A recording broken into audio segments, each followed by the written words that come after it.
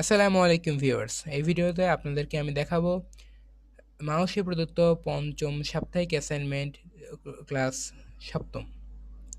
তো সপ্তম শ্রেণীর এই সপ্তাহে অ্যাসাইনমেন্টের যা বিষয় থাকছে তা হলো গণিত, এরপর রয়েছে বিজ্ঞান এবং এরপর রয়েছে ইসলাম ও নৈতিক শিক্ষা অর্থাৎ ধর্ম ও নৈতিক শিক্ষা।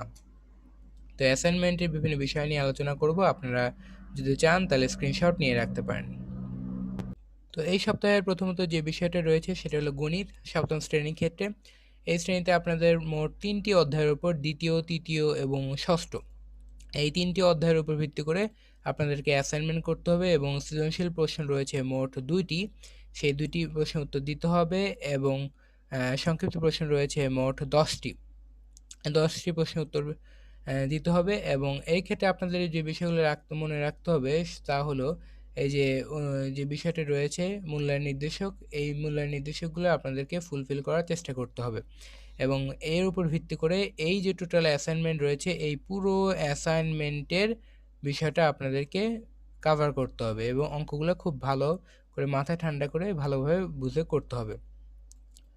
গণিতের অ্যাসাইনমেন্টে আপনারা যদি চান তাহলে একটি মানে স্ক্রিনশট দিয়ে রাখতে পারেন। আমি আপনাদেরকে স্ক্রিনশট দেওয়ার সুযোগ দিচ্ছি। আপনারা চাইলে এখন স্ক্রিনশট দিয়ে নিন। হুম, তো এরপর আমরা চলে যাই যে বিজ্ঞানের অ্যাসাইনমেন্টে। বিজ্ঞানের অ্যাসাইনমেন্টটা একটু কম রয়েছে গণিতের তুলনায়। আপনারা চাইলে বিজ্ঞানের অ্যাসাইনমেন্টটা করতে পারেন। তাও গণিতে যদি কেউ পারদর্শী হন হন বা গণিত ভালোভাবে বোঝার চেষ্টা করেন অবশ্যই দেখবেন গণিতের অ্যাসাইনমেন্ট করতে খুব বেশি সময় লাগবে না এবং খুব বেশি কঠিনও না। যা দিবে এগুলো খুবই সহজ বিষয়। এরপর আপনারা দেখতে পাচ্ছেন যে সপ্তম শ্রেণীর বিজ্ঞানে নবম অধ্যায়ের উপর ভিত্তি করে দেয়া হয়েছে। নবম অধ্যায়ে তাপ ও তাপমাত্রা, আর্দ্রতা ও বায়ুচাপের উপর তাপমাত্রার প্রভাব ও তাপমাত্রা পরিমাপ, তাপ সঞ্চালন। এই বিষয়গুলোর উপর ভিত্তি করে একটি সৃজনশীল প্রশ্ন আপনাদেরকে দেয়া হয়েছে এবং সংক্ষিপ্ত একটি প্রশ্ন দেয়া হয়েছে।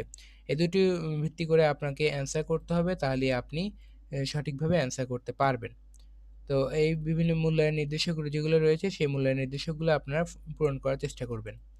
তো এইখানে আপনাদেরকে আমি দেখালাম যে কিভাবে সুন্দরভাবে অ্যাসাইনমেন্টগুলো করতে হয়। এরপর আপনারা যা করবেন তা আপনাদেরকে এখন আমি দেখিয়ে দিব।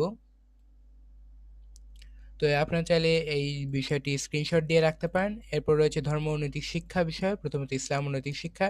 চাইলে আপনারা বিষয়গুলো স্ক্রিনশট দিয়ে রাখতে পারেন। চতুর্থ অধ্যায়ের উপর ভিত্তি করে একটি সৃজনশীল প্রশ্নের গ এবং ঘ দেয়া হয়েছে এবং একটি উদ্দীপক দেয়া হয়েছে। সেই বিষয়গুলো নিয়ে আপনাদেরকে পাশে দেওয়া যে মূল্যায়ন নির্দেশক রয়েছে, সেই মূল্যায়ন নির্দেশকের উপর ভিত্তি করে আপনাকে অ্যান্সারগুলো পূরণ করতে হবে।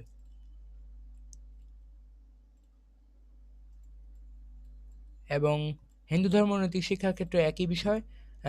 মূল্যায়ন নির্দেশকগুলোর ভিত্তি করে আপনাকে অ্যাসাইনমেন্টগুলো ফুলফিল করার চেষ্টা করবেন, তাহলে আশা করা যায় হয়ে যাবে।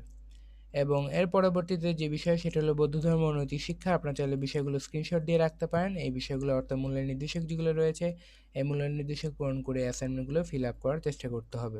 এরপর খ্রিস্ট ধর্ম ও নৈতিক শিক্ষা রয়েছে, সেই বিষয়গুলোও আপনারা দেখতে পাচ্ছেন 4টি প্রশ্ন রয়েছে। 4টি প্রশ্ন অ্যান্সার বিষয়বস্তুর সাথে বাস্তব জীবনে সংযোগ সাধন করে চতুর্থ অধ্যায়, পঞ্চম অধ্যায় এবং নবম অধ্যায়ের উপর ভিত্তি করে অ্যান্সারগুলো করতে হবে। তো আপনারা, আমার সাজেশন এটিই হবে, আপনারা অধ্যায় এবং বিষয়বস্তু যেগুলো রয়েছে সেগুলো ভালোভাবে একবার পড়ে দেখবেন এবং বিষয়গুলো ভালোভাবে বোঝার চেষ্টা করবেন এবং সর্বশেষে সেই বিষয়গুলো আপনারা অ্যাসাইনমেন্টে লিপিবদ্ধ করবেন। তো আজ এই পর্যন্তই। আশা করি আপনাদেরকে ভিডিওটি আমি বুঝাতে পেরেছি এবং আশা করি ভিডিওটি কাজে লাগবে। তো আজ এই পর্যন্তই। সবাই ভালো থাকবেন।